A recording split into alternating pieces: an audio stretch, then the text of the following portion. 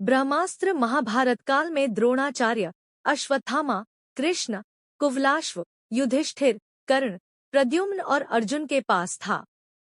महाभारत युद्ध में लगभग 1.25 करोड़ योद्धा सैनिक वीरगति को प्राप्त हुए थे। इनमें करीब 70 लाख कौरव पक्ष से तो 44 लाख लोग पांडव सेना से मारे गए थे।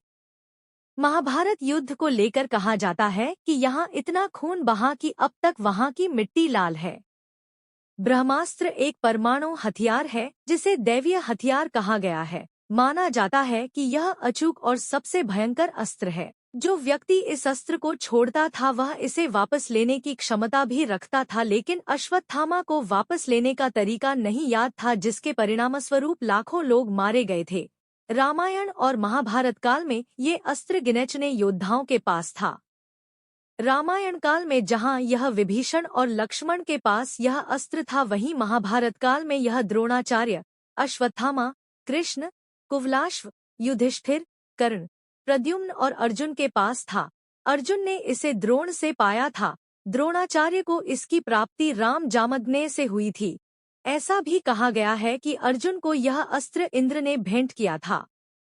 ब्रह्मास्त्र कई प्रकार के होते थे, छोटे बड़े और व्यापक रूप से संहारक, इच्छित, रासायनिक, दिव्य तथा मांत्रिकस्त्र आदि।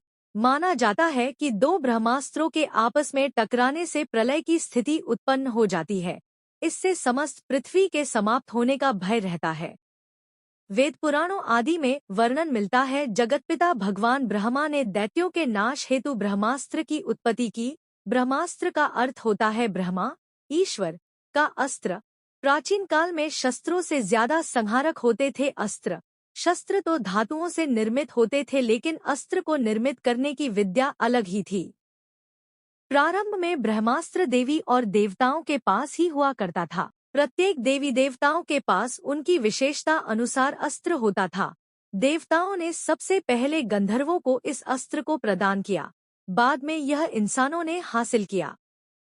प्रत्येक शस्त्र पर भिन्न भिन्न देव या देवी का अधिकार होता है और मंत्र, तंत्र और यंत्र के द्वारा उसका संचालन होता है। ब्रह्मास्त्र अचूक अस्त्र है जो शत्रु का नाश करके ही छोड़ता है।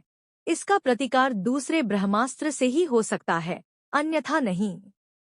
ब्रह्मास्त्र को छोड़े जाने का परिणाम।